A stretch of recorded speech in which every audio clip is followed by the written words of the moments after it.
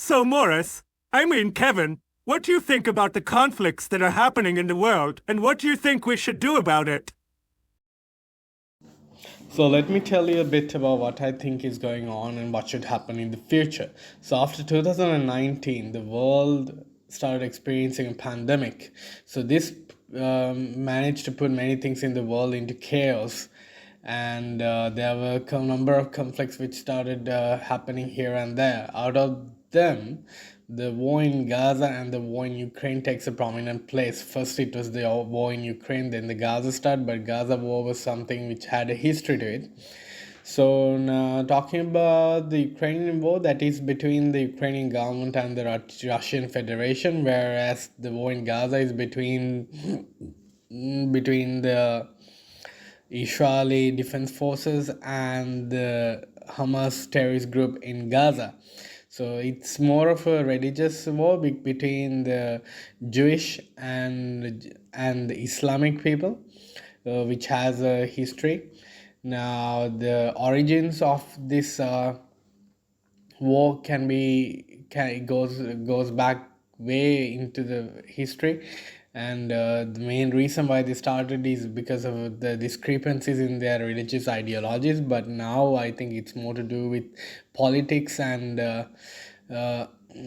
personal ideologies and personal motives rather than a religious conflict there. So now what is common to all these conflicts which are going on right now is, at the end of the day, it is a the majority of the people has to suffer because of the decisions made by few people who might not sometimes even be in the soil where the conflict is taking place. And if you look at it very closely, it is a very unjust thing that we are doing by not raising our voices to keep an end to these calamities. And we should especially care about the kids who are in those danger zones.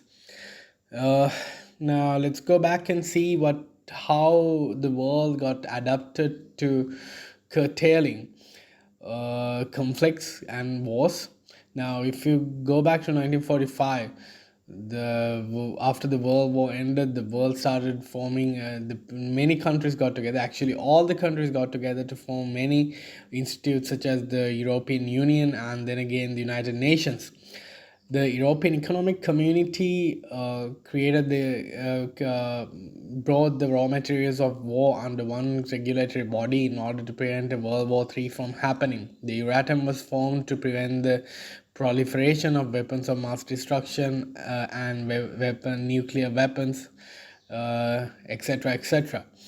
Now, the United Nations provided a platform in which the countries can form dialogues in order to mediate and settle disputes that might arise. And they also instigated the creation of the fundamental rights charters, which guarantee the rights and liberties of every citizen of this world.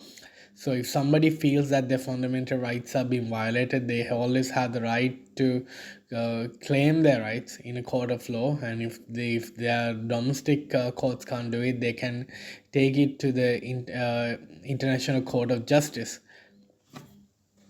Now, the United States played a pivotal role from the beginning of all this by helping the world to protect peace and stability. So, the United States has never been reluctant to intervene where they see oppression and suppression of fundamental rights. Now, the United States have got themselves involved in many conflicts. Now, some of the most prominent and pronounced ones are the war in Afghanistan, where the Afghan Al Qaeda attacked the U.S. civilians in during 9/11 attack. Dozens of people died, and the United States, as an act of retribution, went and invaded the Afghanistan and kept an end to the lives of those miserable people, uh, those cruel terrorists who were behind the entire event.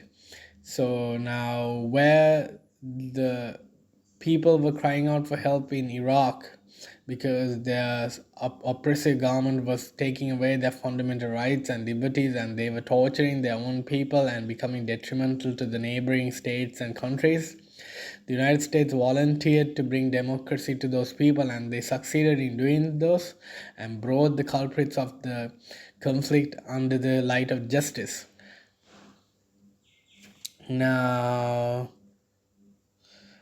and also we have seen such intervention in Libya and Syria, and when the wicked commanders of Somalia were torturing their people, when their rights were taken away, when they started becoming a threat to the neighboring countries, the United States volunteered to subjugate the situation, and they brought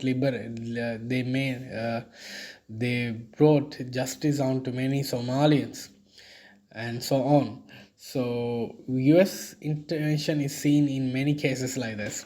Now the United States in their anthem sings, where the course it is just conquer we must. United States always stood up for that and all left no room for anyone to question them on that.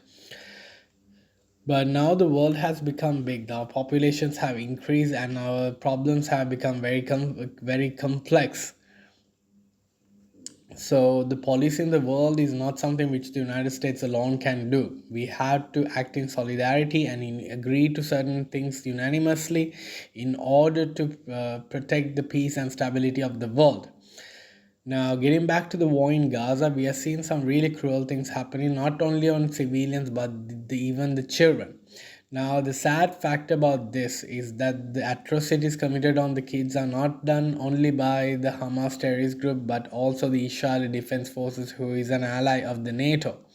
So this is intolerable. We should not condone their acts, and these are war crimes in a way which should be subjected to scrutiny and brought under the light of justice and mediated immediately in order to provide relief for these kids who are suffering. Because if you look at these kids, they are children who are oblivious as to what is going on, or they are oblivious as to how they got involved, they are oblivious as to whom to get help from, and they're children just like yours and mine. These children have dreams, these children love to play, these children love to learn, these children love to become valuable citizens to the world. So taking away their dreams is the most wicked act a human being can do. And I think we all owe a responsibility here to raise a voice for these kids and bring some sort of relief for those who are suffering in the conflict zone. Now, the Western world should put enough pressure on Israeli Defense Forces here, while the Middle East should put enough pressure on the Hamas group to come to some sort of agreement on how to protect these kids and make sure that they don't get injured or tortured in this cruel war which is going on. So they should come to the table and provide some sort of conduit in which these kids can be evacuated from the danger zone immediately. Now, at the end of the day, the goal has to be to evacuate all the civilians who are in the danger zone, and even if that's not possible at this time, at least we had to give a priority to the kids, because like I said, these kids have no clue how they got involved. They are innocent creatures who has nothing to do with this war, and we can't let the fate determine, and we can't let people torture them and they be subjected to these cruelties of war in such manner. We had to always think what would happen if such thing happens to us. If a war breaks out in one of our countries, and if we are subjected to such oppression, and if our rights and liberties are taken away, especially our kids, what would happen if the rest of the world sit down quietly and do nothing? So we shouldn't do that. When we see oppressions, when we see children especially being subjected to torture and cruelties of war, we have to act in solidarity and unanimously to bring justice onto them. Now, in the long run, like I said, the goal has to be to keep an end to this conflict soon. So we had to find countries who are willing to mediate this issue, and we had to provide a dialogue in which these people can discuss about what their future will be.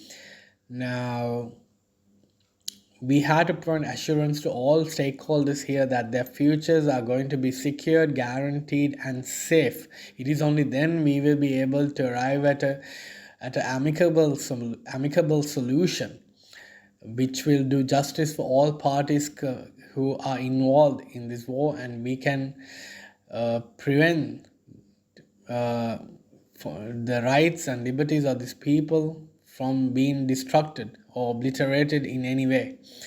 Now, before I end, I would like to tell you a quote which is by Ronald Reagan. We all know too well that war comes not when forces of freedom are strong, but it is when it's weak that the tyrants are tempted. Here, what he tries to emphasize is the fact that investing in military and defenses and our war and peace protecting organizations such as the United Nations and the NATO is not